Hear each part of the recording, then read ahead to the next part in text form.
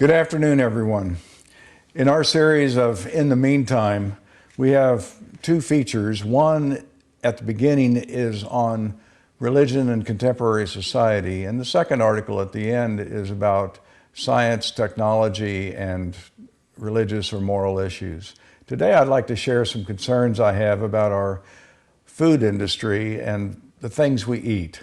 But first, I want to start out with a quote from July of 1945. Physicist Robert Oppenheimer and a select group of scientists witnessed the detonation of the first atomic bomb, I think ironically called the Trinity test, in the Nevada desert. They were shielded behind inches of lead glass and miles from the blast, but the fireball rose slowly from the desert floor as Oppenheimer recited a verse from the Hindu Vedic scriptures, "I am death, the destroyer of worlds." Today, the federal government refers to factory farms as, quote, confined animal feeding operations, or CAFO. Whether it's a pork operation in Iowa, a 500,000 chicken factory in Arkansas, or a 100,000 steer feedlot off Interstate 5 in California, the efficiency of the American system to put low-priced animal protein on the plates of every American is the envy of the world. It is very likely that the SARS-CoV-2 virus responsible for the present COVID-19 disease jumped from wild birds to animals and then to humans at a live wild game animal market in Wuhan, China. But the United States has played a dominant role in the game of viral Russian roulette. Consider these recent outbreaks. In 2009, H1N1 swine flu came from a swine confined animal CAFO operation in North Carolina. The 1997 H5N1 bird flu originated from Chinese chicken farms, although a very similar bird flu arose in U.S. poultry operations about 5 years before. That outbreak led the federal government to force U.S. farmers to slaughter 30 million chickens before the virus could jump to humans. And then, of course, there was the 1918 Spanish flu pandemic, which actually originated in Kansas, killed 50 million people worldwide.